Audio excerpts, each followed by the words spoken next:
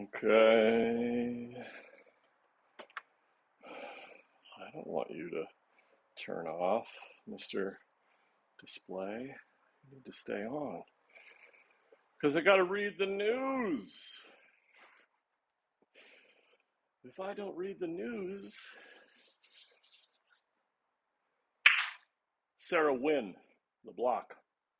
The SEC charges Genesis and Gemini with offering and selling unregistered securities to retail investors via a crypto lending program promising to pay interest. There's a baseline financial markets education, which I lack, which expresses itself in this case as my not really understanding the difference between an equity, security, commodity. Try and muddle my way through, but I just think that'd be silly. Point is, federal government is levying allegations against crypto exchanges, which I'm not aware they have done in the recent past. So that's an interesting development in the world of crypto malarkey. But I don't want to spend a lot more time on it because I know even less than I do about many of the other things I talk about. Manish Singh, TechCrunch.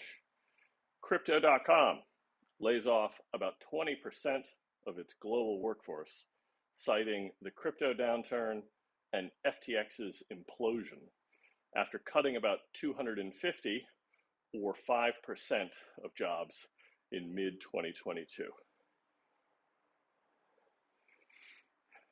250 people represented 5% of jobs.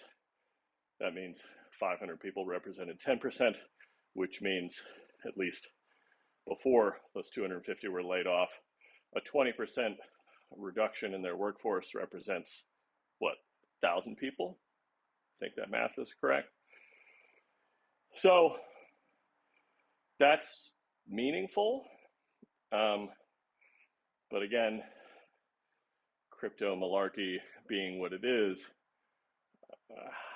how are we to determine what the minimum viable headcount is to run an exchange which is designed to deal with moving digital currency? I have no idea. Gareth Corfield, Telegraph. Sources: a Russia-linked Lockbit ransomware gang infected the United Kingdom's Royal Mail customs label printers, forcing the Postal Service to stop overseas deliveries. Now, here's a fun one. This is cyber warfare, friends. You may, want to dismiss this as a group of unruly youths with too much time on their hands that wanted to see whether or not they could cause havoc for the sake of causing havoc. But you could also look at this as a organized group working on its own or with some level of assistance from the Russian government, exploring their capabilities, and in so doing, crippling the United Kingdom's ability to move parcels, at least sort of retail parcels, whatever moves through the Royal Mail. I don't know how much commercial traffic the Royal Mail handles, out of the UK to other countries.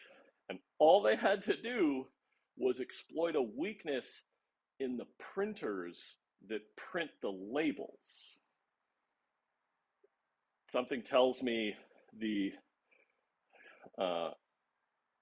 engineering that went into manufacturing those label printers did not take into account the possibility that those devices would be targeted for an attack by an organized force.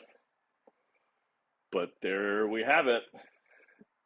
Again, all of the United Kingdom's international postal service was interrupted by what I would assume is a relatively paltry number of human beings with laptops. That's the new version of conflict across borders. And I don't think any of us are adequately prepared for it, but maybe it won't be that big a deal after all. Mark Gurman, Bloomberg. SEC filing. Apple will cut Tim Cook's 2023 target compensation by 40% to $49 million, citing investor guidance and a request from Tim Cook, who was paid $99.4 million in 2022.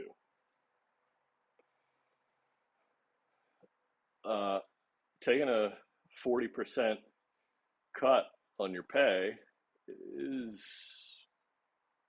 I suppose, material, even when you have the assets that someone like Tim Cook has. I don't remember what Tim Cook's net worth is.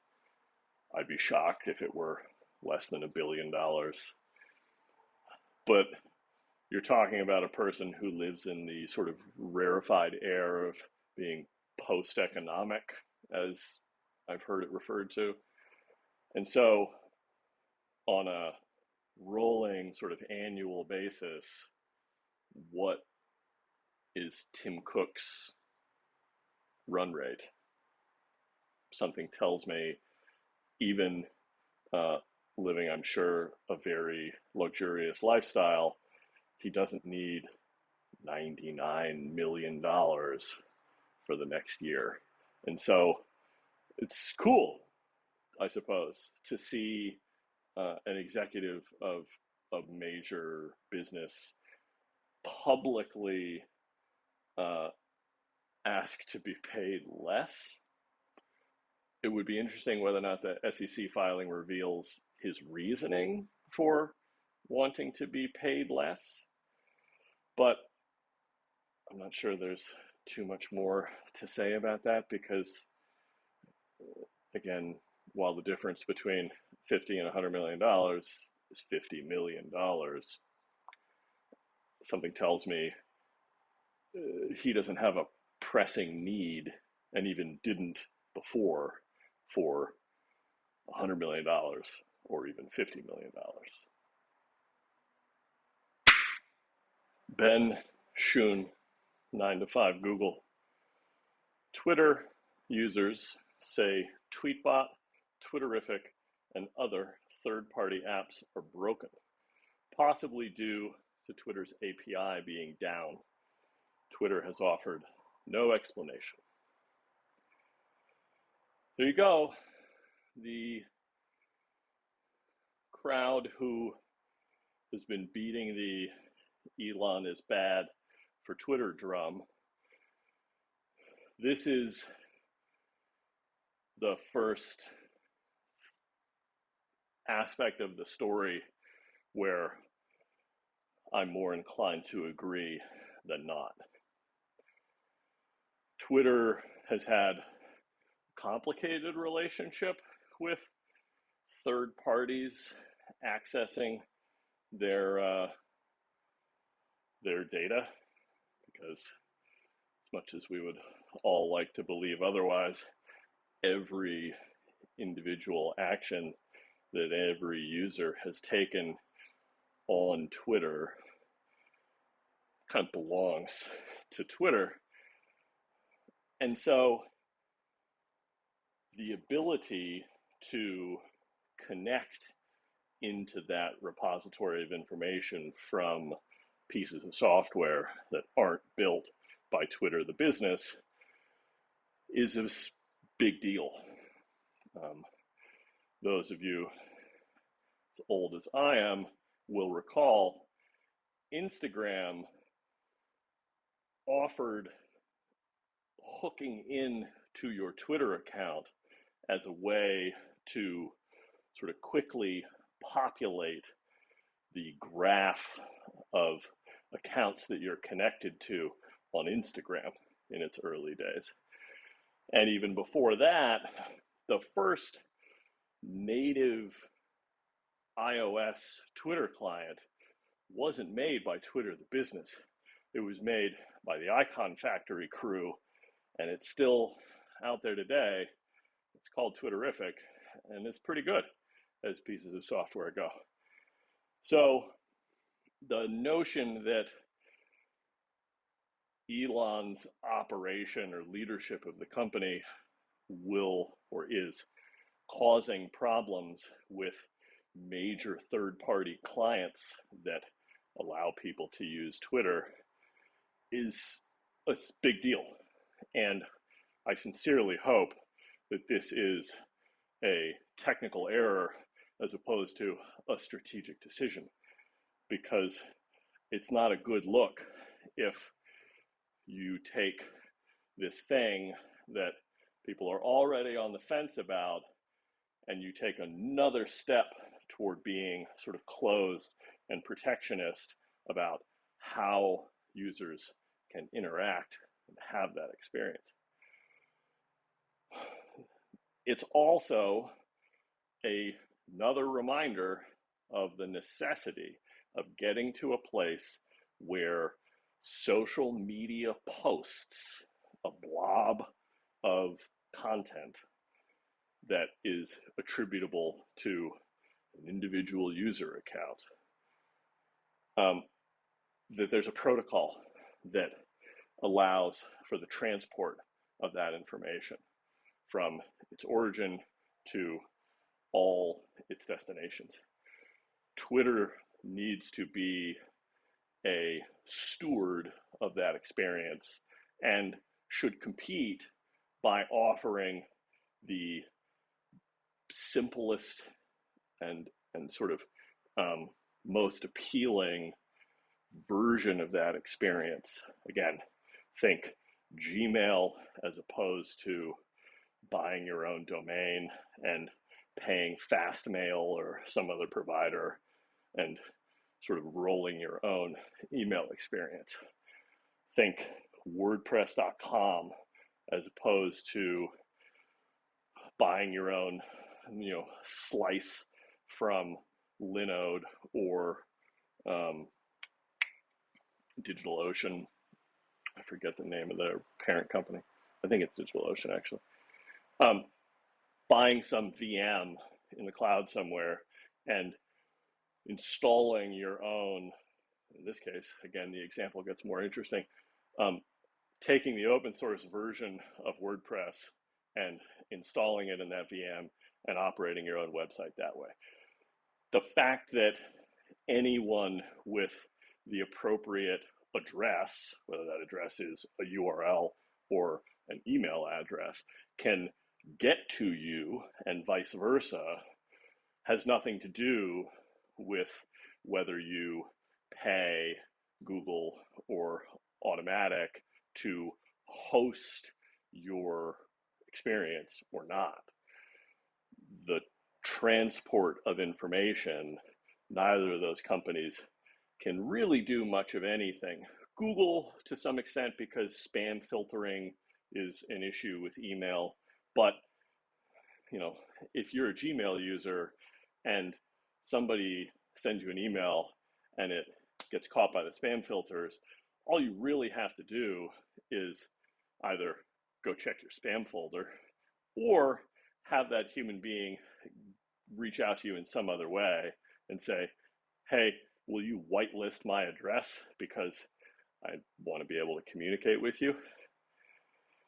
That's a version of the future for social media that becomes immune from a business like Twitter deciding that it doesn't want to support third-party clients, even though I highly doubt that that was what led to Tweetbot and Twitterific not operating.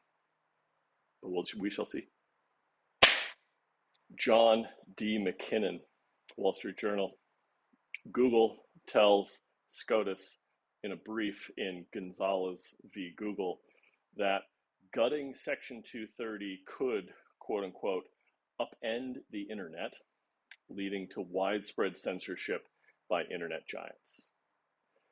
Yeah, that's accurate. Again, Section 230 is this sort of incredible accident of history at this point, because I don't think that the Congress that brought Section 230 into law, if they had any notion of what this current moment, what the future would look like, would have crafted 230 in exactly the same way. That's highly speculative. Maybe they would have, I don't know. But for my money, Google's exactly right. Without 230, if you're Google, if you're Automatic, if you're Twitter, if you're Meta, you become legally responsible for what your users do with your platforms. That's not a tenable scenario for businesses that run products like YouTube or Instagram or Twitter. This may seem like a great leap, but it's aggravating as an individual who thinks that the scale and scope of human tragedy facilitated by firearms is problematic, that we have legal protection for the manufacturers of firearms. They cannot be sued. They cannot be held legally responsible for what an individual does with the things that they make and put into the market. But there, for some reason, is a significant cohort of people in America who seem to think that we would be better off if you could hold companies legally liable for what people put on the internet. And don't get me wrong, trading in memetics, in ideas, in speech can be just as big a potential cause for harm as tools that are designed to kill things. But I can't help but see those two things in my mind's eye whenever I hear the conversation about limiting speech in America being a good thing. That said, there are plenty of examples of functional pluralistic societies where you don't have the same level of speech protection, and by and large, everybody seems to be okay with it. You can't own, present, communicate Nazi symbols or ideology, memetics, in Germany. It's against federal law. Can't do it. Germany seems to continue to be a going concern. Like, their ability to consider their society to be free has not fallen apart in spite of that. America, you do have the right to do that. We just tell ourselves that it's better to allow people who would like to see another Reich to be sort of corrected over the long arc of history by more speech that contextualizes the, in this example, moral repugnance of their point of view. So the last thing that comes to mind here, Addie Robertson wrote a very long but very good feature, very long and very good, it's not a problem that it's long, on this seemingly growing point of view that speech should be limited and that the First Amendment is problematic. She wrote it 6 months ago, something like that. I'll dig it up, put a link in the thing. I encourage, to the extent that you care about this story, to go read that one. Financial Times, sources: the Cyberspace Administration of China acquired a 1% stake, or quote unquote golden shares, in an Alibaba subsidiary and plans to do the same for a Tencent unit. I don't really know how to interpret that, because maybe this is totally unfair point of view to hold. My understanding, my perception is that there's no business in China which isn't ultimately open to manipulation by the central planning committee that is the Chinese government. And so the notion that a particular branch or unit in the Chinese government acquired shares in an Alibaba subsidiary and will a Tencent subsidiary, it strikes me as immaterial or spurious. You know, like, why does anyone care whether you own shares if the right phone rings in your executive leadership's office and someone from the state says you need to do X and not Y, and they do it? I don't see what the point of having an ownership stake in that business is, but I don't know. So maybe we'll learn more in the future. Bloomberg, sources: Google and NVIDIA told the FTC that the Activision Blizzard deal could give Microsoft an unfair advantage in cloud subscription and mobile gaming. Yeah, that's the whole point.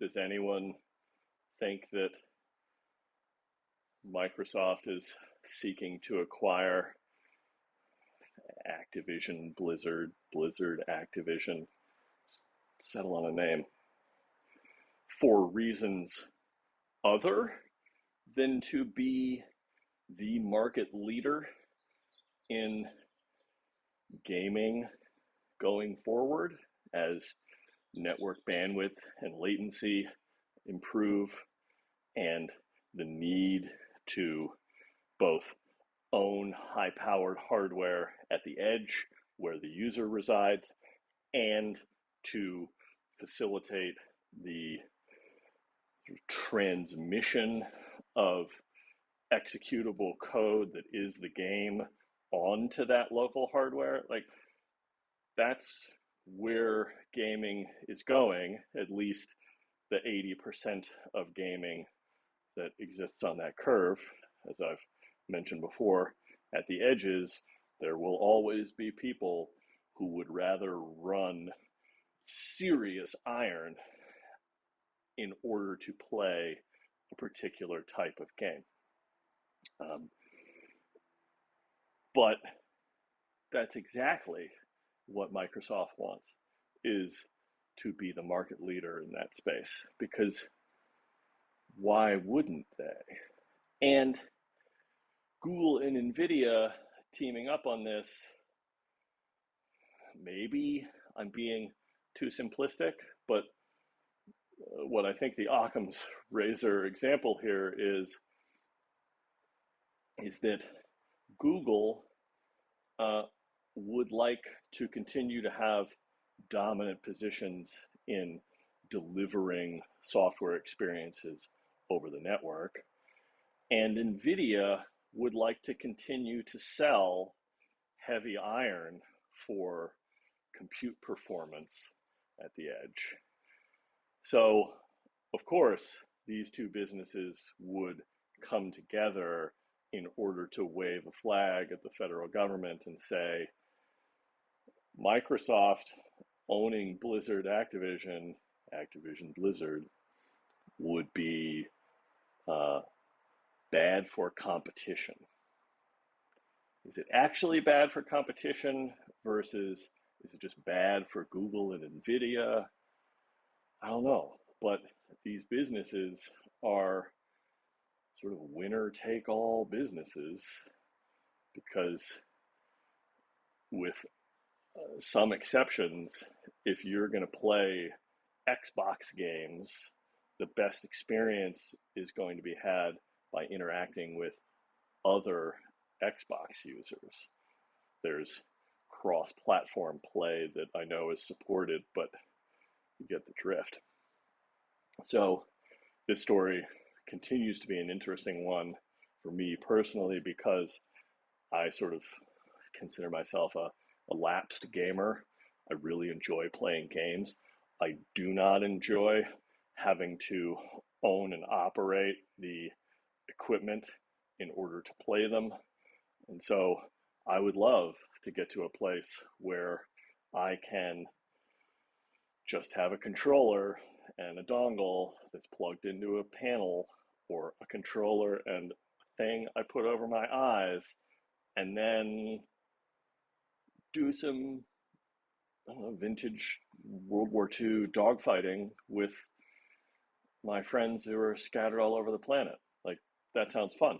I just don't want to own the equipment and then obligate them to own compatible equipment in order to do those things. So I hope that Microsoft succeeds here.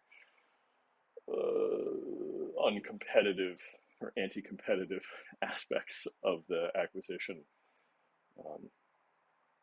notwithstanding. Connie Guglielmo, CNET. After a report that it is using AI for writing articles, CNET explains its test, changes the byline on AI written posts, and makes disclosures more prominent.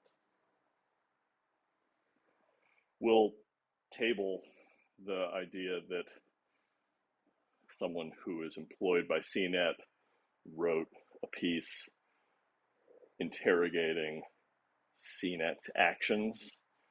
My understanding in journalistic tradition is that's the role of someone entitled an ombudsman.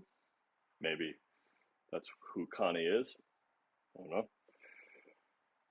But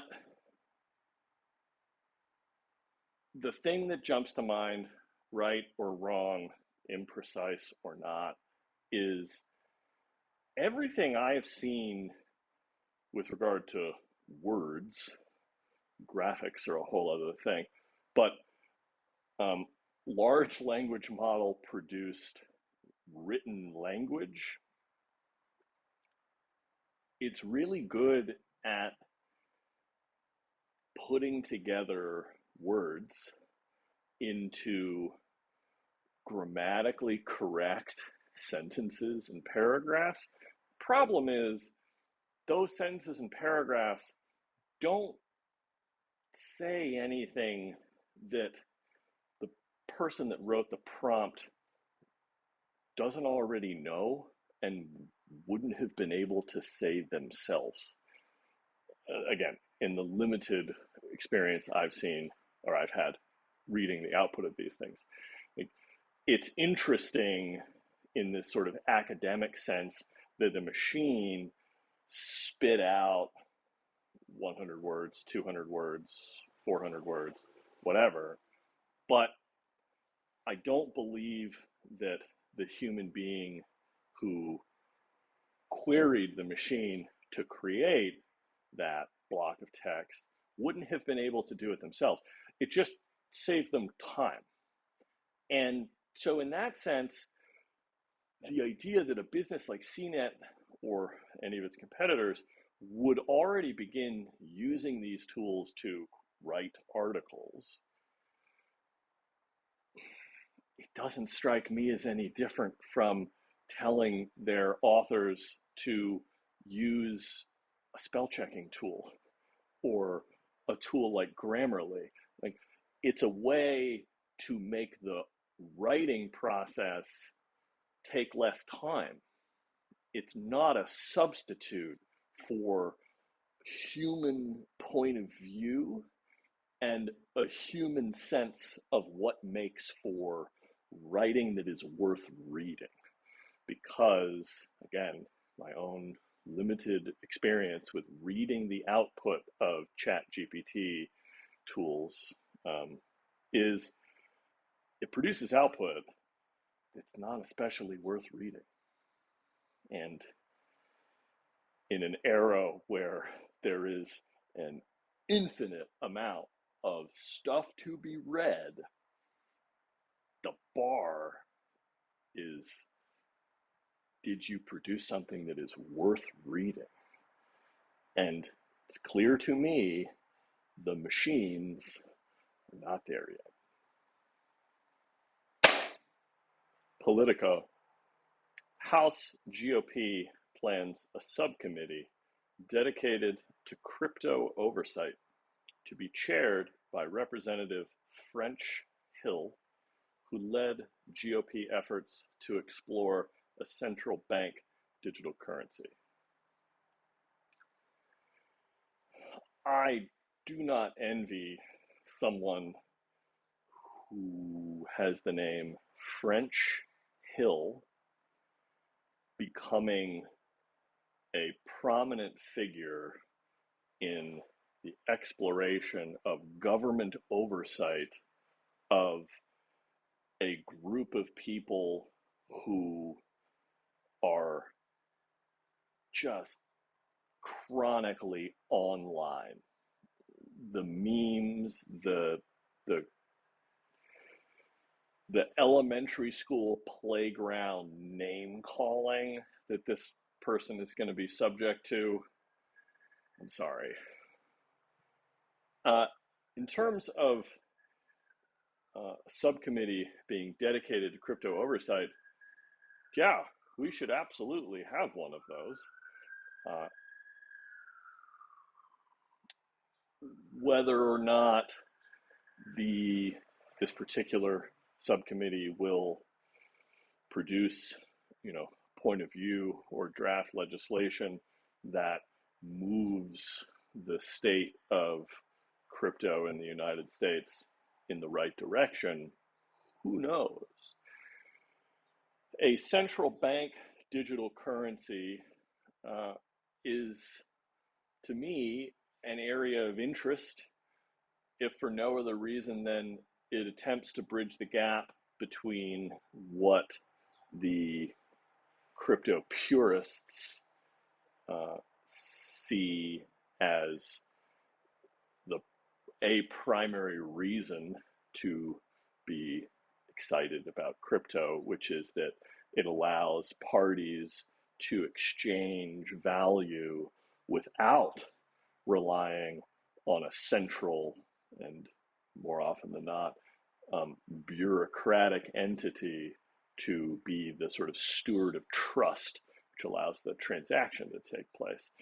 Whereas if you're the United States or some other entity that has a central bank that millions and millions of people rely on to participate in an economy, you absolutely should be exploring how to migrate the experience of trust and reliance on your central bank into a world of not just human beings using software to exchange value, but software using software to exchange value, because that's the wide world of crypto.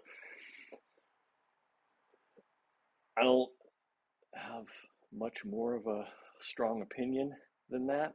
I tend personally to come down on the side of we have a really well-oiled financial machine for exchanging value while relying on the state to act as the backstop of trust for every transaction.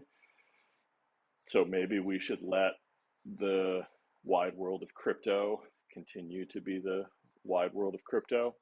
Problem, of course, there is demonstrated by things like FTX, which encourages average people to put their money into the hands of what appear to be crooks. And that's not good. And our elected representatives should, to some degree, attempt to protect us from such events. But I'll be curious to see what Representative Hill does with this new subcommittee. Chain analysis. In 2022, illicit crypto transaction volume rose to an all-time high of $20.1 billion, of which 44% came from activity associated with sanctioned entities. We talk a lot about crypto malarkey. This is very much not malarkey. This is the aspect of crypto that's worth talking about, because this is an incredibly popular critique of cryptocurrency, including Bitcoin, which is all it really does is allow bad people to transact. Therefore, we should not encourage its use. And there are a whole host of sort of very loaded assumptive ideas embedded in that point of view, just like, frankly, this headline has a number of terms that really you'd want to interrogate and understand in more detail in order to have a real nuanced conversation. What is an illicit transaction? How is that defined?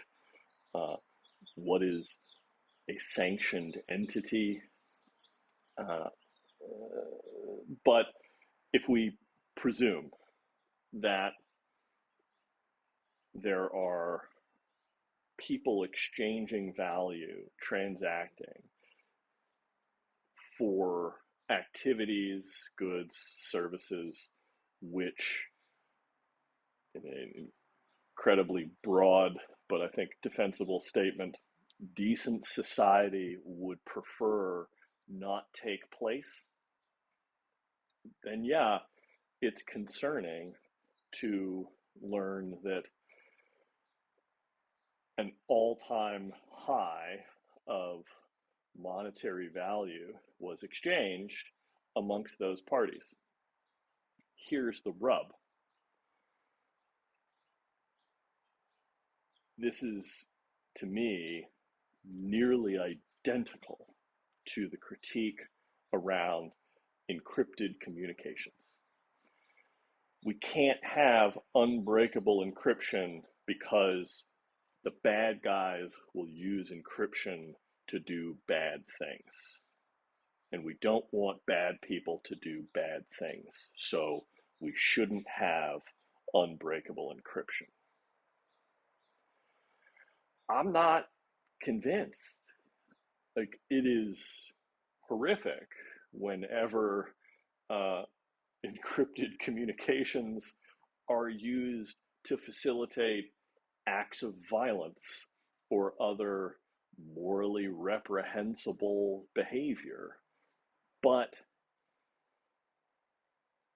I just continue to come down on the side of it's better to have the tools that allow well-meaning people, earnest actors in society to communicate with privacy and to feel confident that they are not subject to surveillance.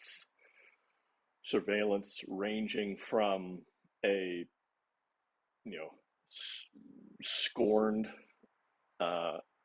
former romantic partner to your own government to a foreign government and everywhere in between.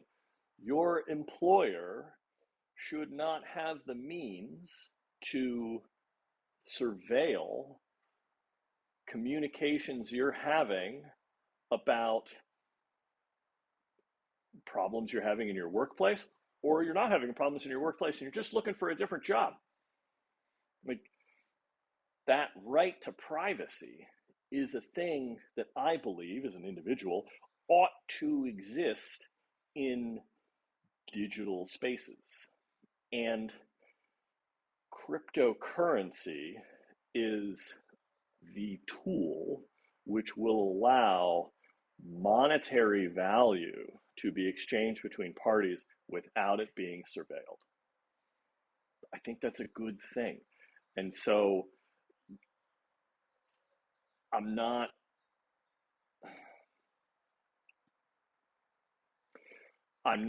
blind or deaf to the issues of cryptocurrency being used to facilitate bad actors.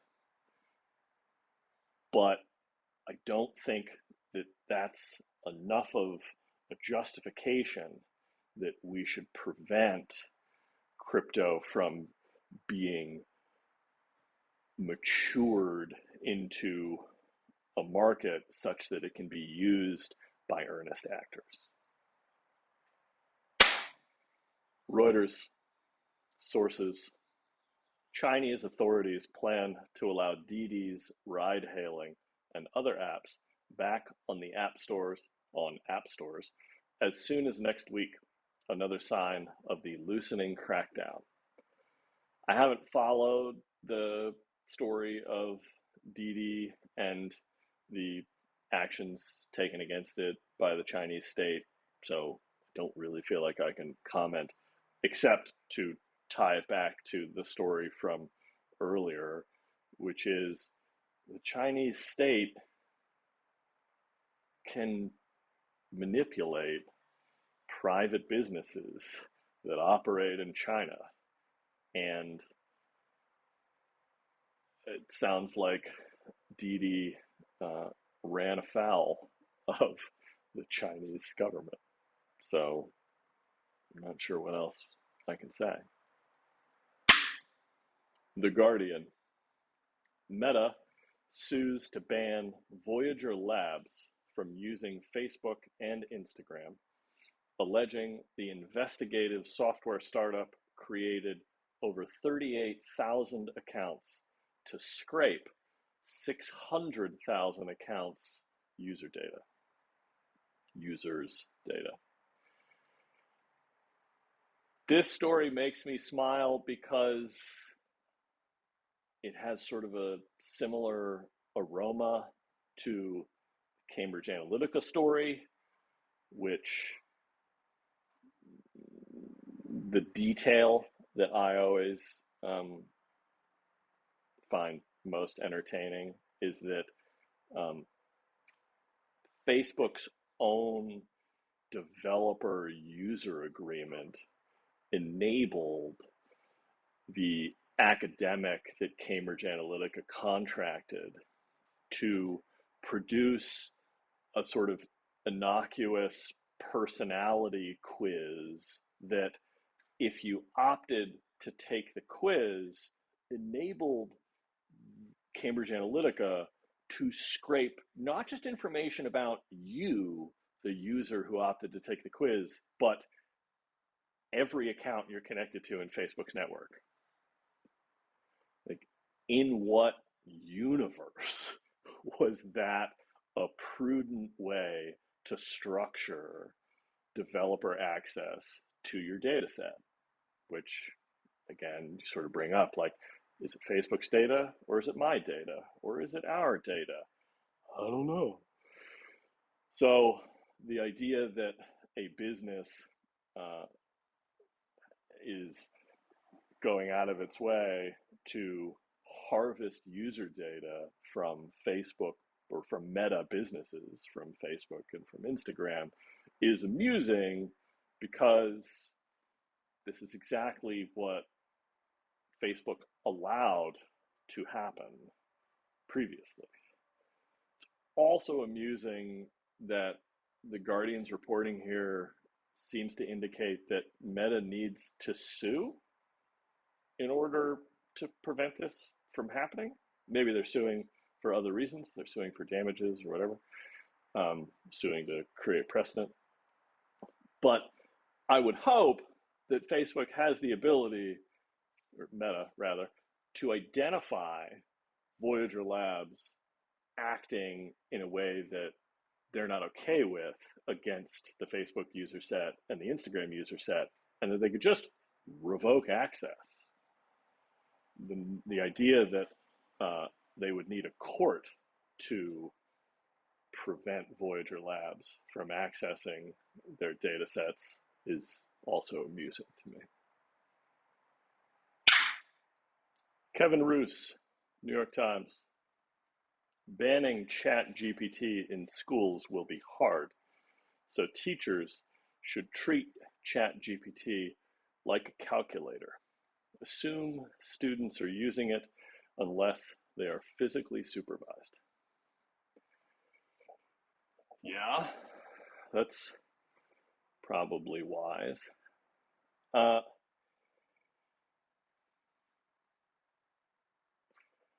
The simplest possible form, for my money, of what ChatGPT enables is spell check.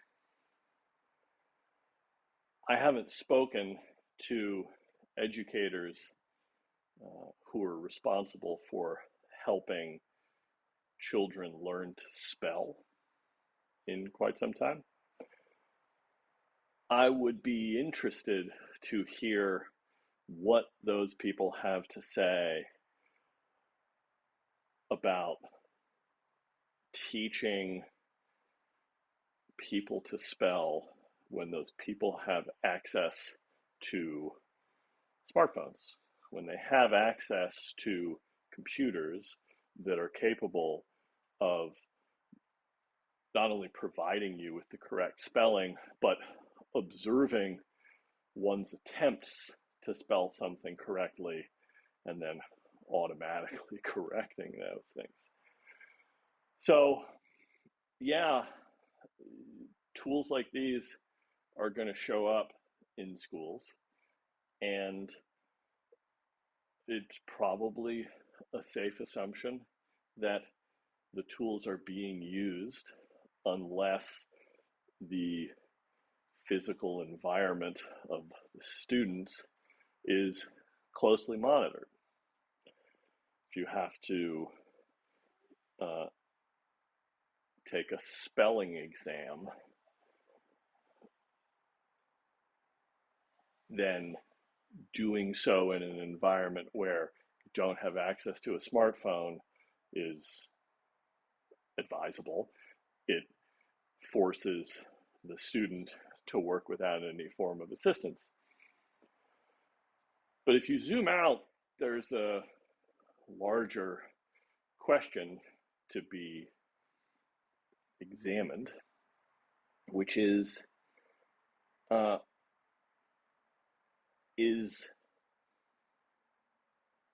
it still the right goal for early childhood education to require that people memorize how to spell things? Or, to back out of the analogy and examine ChatGPT, should it be required for students to learn how to accurately address a prompt? Right? Write 300 words on, this chapter of text that you were assigned to read and answer the following question. Like, is that still a useful thing? I would absolutely assert that it is, but we kind of have to address that question in order to have, I think, a worthwhile conversation about what to do about software and its ability to seep into educational environments. Sarah Perez, TechCrunch. TikTok is testing a talent manager portal with select agencies, aiming to help creators, agents, and representatives oversee, execute, and analyze brand deals. Good. This is exactly what social media businesses ought to be investing in, which is the tools for facilitating, I don't know what the right term is, ultra popular users to sort of monetize and organize and control their participation in large-scale social networks. I mean, I've often wondered about this. If you see a Instagram post or a Twitter tweet from pick your favorite celebrity, the question that immediately leaps to mind is, how many other human beings have the username and password in order to log into that account and represent themselves as this hyper popular individual? I don't know. Something tells me, my gut, that while, regardless of which celebrity you can think of, while they may have the ability to take a phone and author something themselves, there's also a host of other people that have the ability to do the same.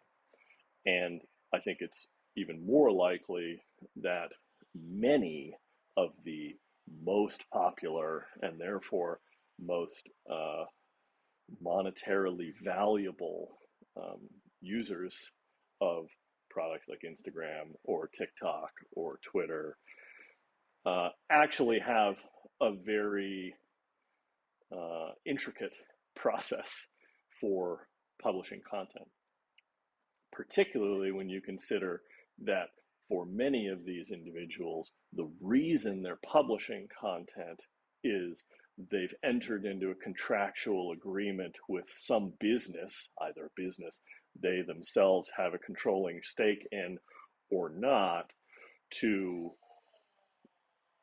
advertise something, right? Like, I went to the movies this week and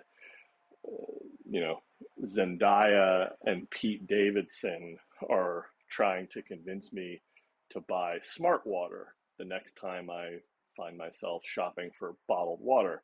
Like, there's a whole apparatus of human beings and businesses responsible for bringing that thing to the screen that I'm looking at. And it's not any different here.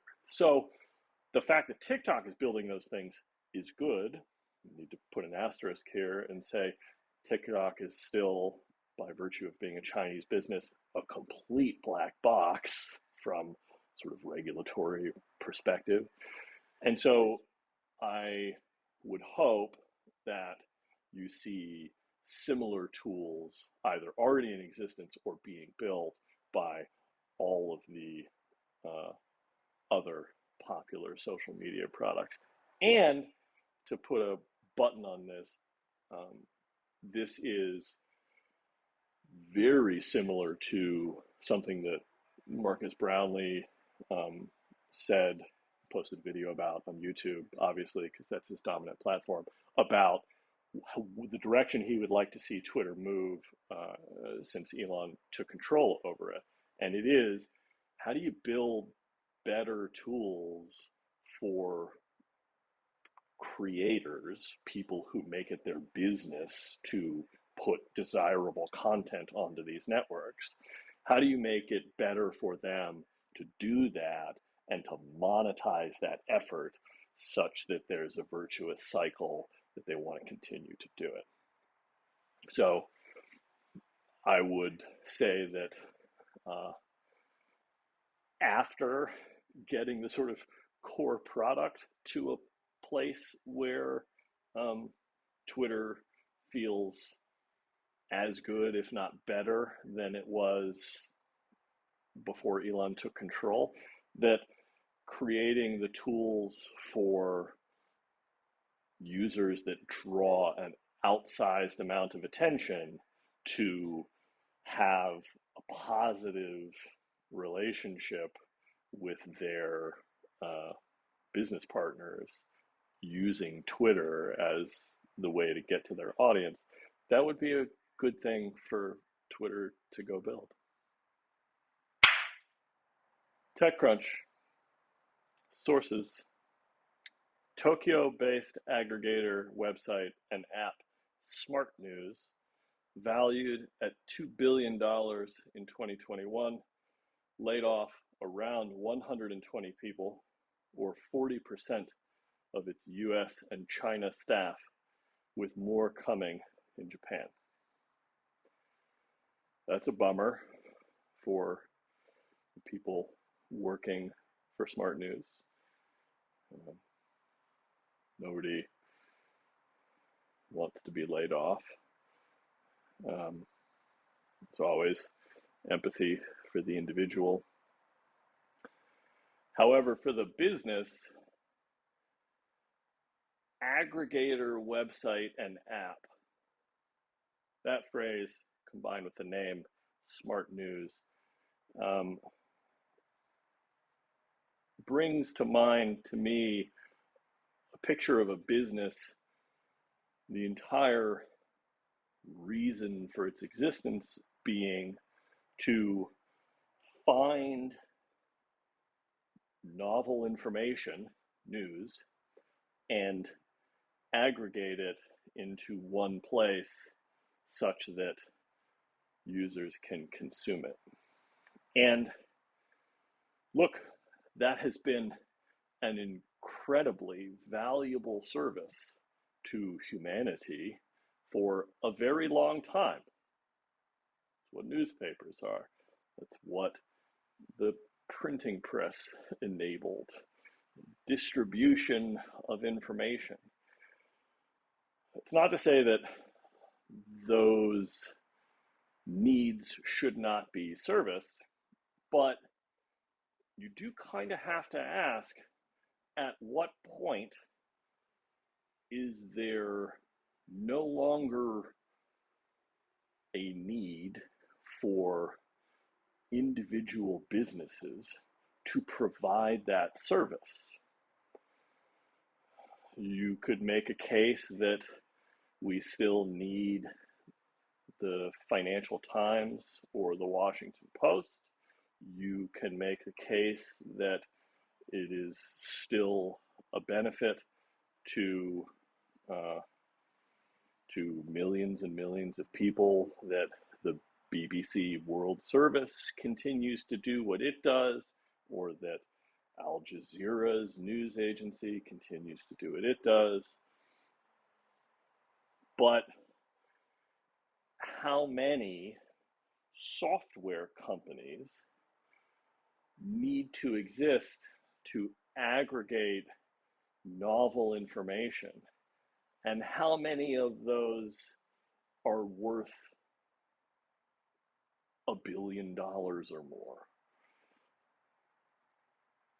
I just can't help but think that that number is trending downward. And so, while again, empathy for the individual, SmartNews, my guess, having never used the product, assuming what it does based on the way this is written, is in competition with a whole host of other software businesses, and that population is going to be subject to network effects. The best tools for receiving an aggregated feed of novel information are going to take the majority of the market. Will there be, is there going to be a news aggregation tool that is specific to the Japanese market, or the French market, or the Australian market, or the Papua New Guinean market? Maybe, but I personally would place the bet that over the next decade, what's more likely to happen is the Twitters of the world, the YouTubes of the world are going to consolidate most of that experience, because they can provide a geography specific slice of all of the information that they aggregate, and do so with better unit economics than a business that's trying to do all of it themselves. Rachel Chitra, Deal Street Asia. Singapore and New York-based Holmusk, which offers real-world clinical data and analytics for the behavioral health industry, raised a $45 million Series B led by Veradigm. Okay. The business of collecting large sets of data about the health of human beings, and then it seems like the appropriate time to reference South Park. Step 2, we don't know. Step 3, profit. Those businesses are only going up and to the right, or I should say, that sector is only going up and to the right over the next decade. We are measuring more about ourselves than we ever have or have been able to. I am measuring what my heart rate is doing over the course of my workout. Wasn't able to do that conveniently 5 years ago. And there will be benefits to me as an individual consumer and to populations at scale to collect information about physical health as well as behavioral health, and observe those things, analyze them, explore what there is to be learned, simply because you couldn't get the volume of information that exists in the world today and will continue to exist in the world into the future. The issue with Holmusk and any other business operating in that sector is, are you able to be an adequate steward of that information? Because you're talking about some of the most intimate information about a human being, what their body is doing, what their brain is driving them to do or not do from a behavioral health perspective.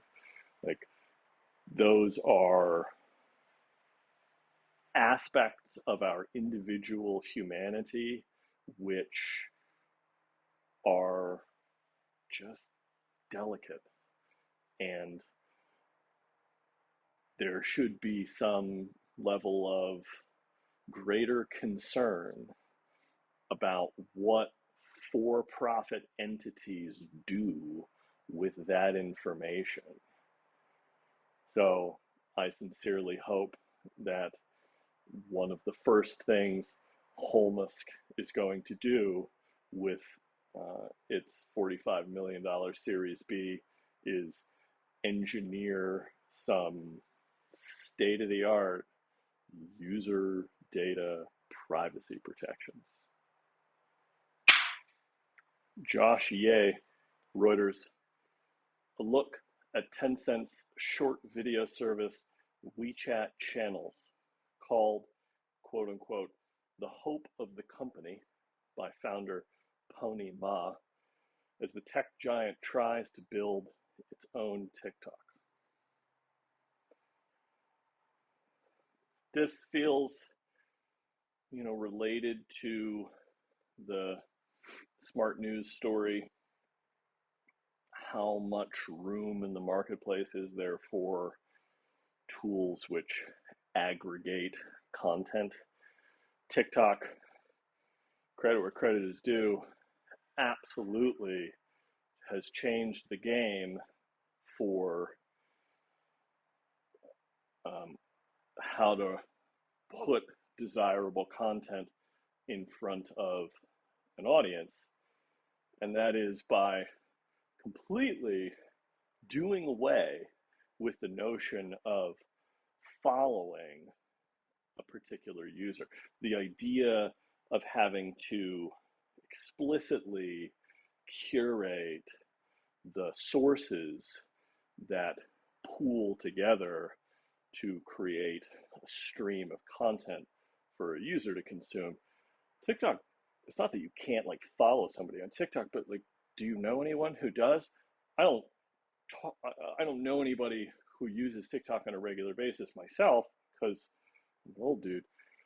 But my understanding is that most people just launch the app and start swiping whenever the thing that's being shown on screen ceases to amuse them, and that single piece of input from the user tunes the algorithm to the point where, more often than not, you're getting content recommended to you that you want to consume.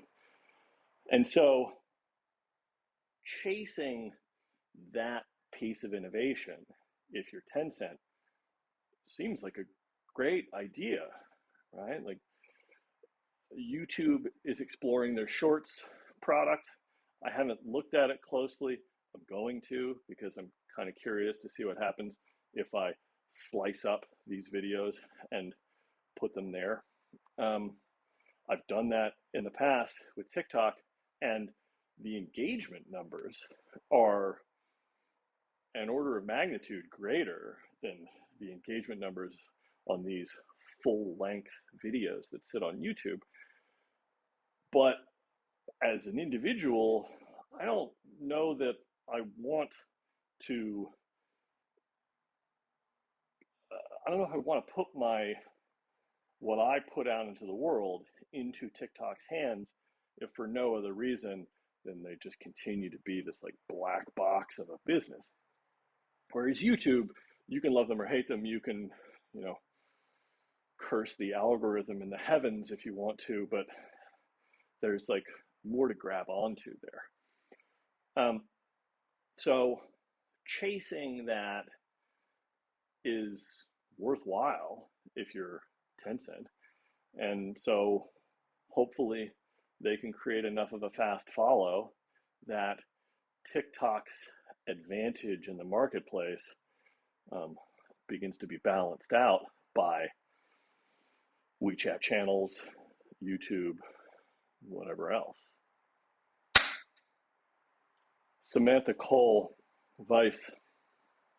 Some users of AI companion chatbot Replika, which offers a $70 romantic pro version, say the free, quote, friend version is getting more sexually aggressive.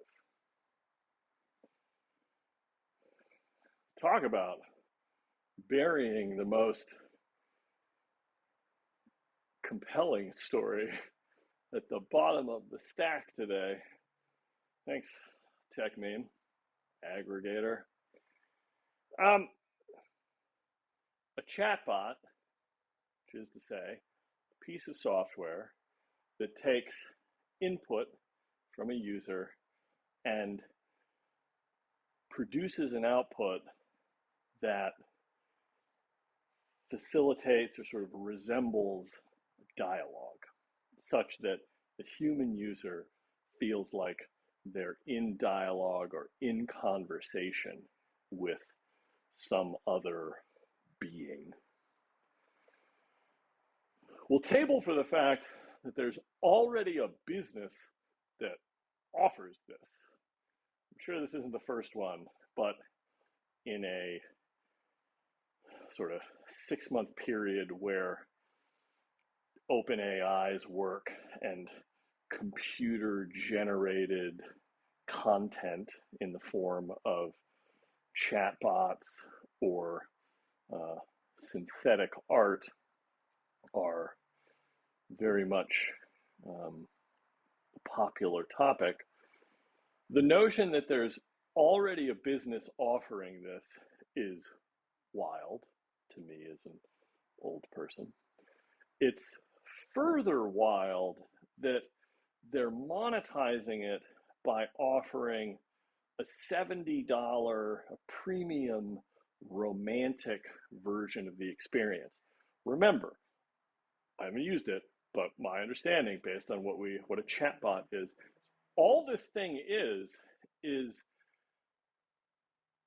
a chat. Like, it's just a messaging thread between you, the user, and a piece of software.